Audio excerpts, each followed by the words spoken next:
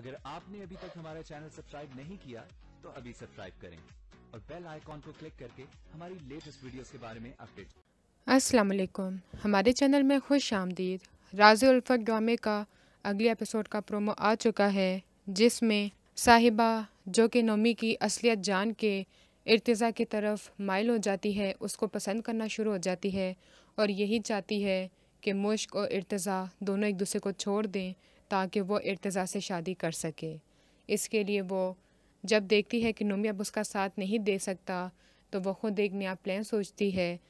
मुश्क की बर्थडे आती है तो वो इर्तिज़ा से कहती है कि मुश्क को कहीं ले जाके ज़बरदस्ती पार्टी दो, उसको खुश करो, उसको अपनी दिल की बातें कहो। इर्तिज़ा भी यही करता है, मुश्क को कहता है कि तुम मेरे साथ चलो।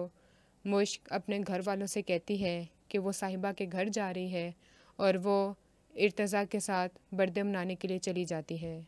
साहिबा मुश्क को उसके बाप की नज़रों में गिराने के लिए उसके घर फ़ोन करती है और उसके बाप से कहती है कि मैं मुश्क से बात करना चाहती हूँ, वो मेरा फ़ोन नहीं उठा रही। मुश्क का बाप हैरान हो जाता है कि वो तो आपके ही घर गई है।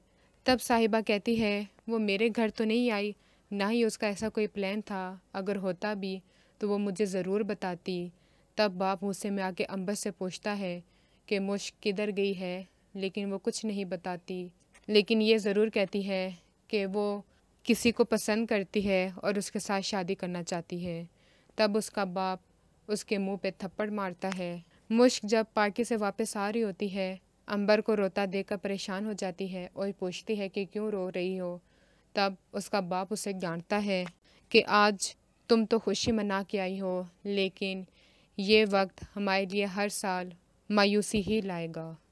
इतने बाप के चेहरे पर मायूसी देखकर मुश्क रोना शुरू हो जाती है और यही कहती है मुझे बाप को सब कुछ सच सच बता देना चाहिए है, क्योंकि अगर मज़ीद उसने छुपाया तो वो इस गिल्ट के साथ नहीं जी पाएगी। अगली वीडियो तक के लिए अल्लाह हाफ़िज़।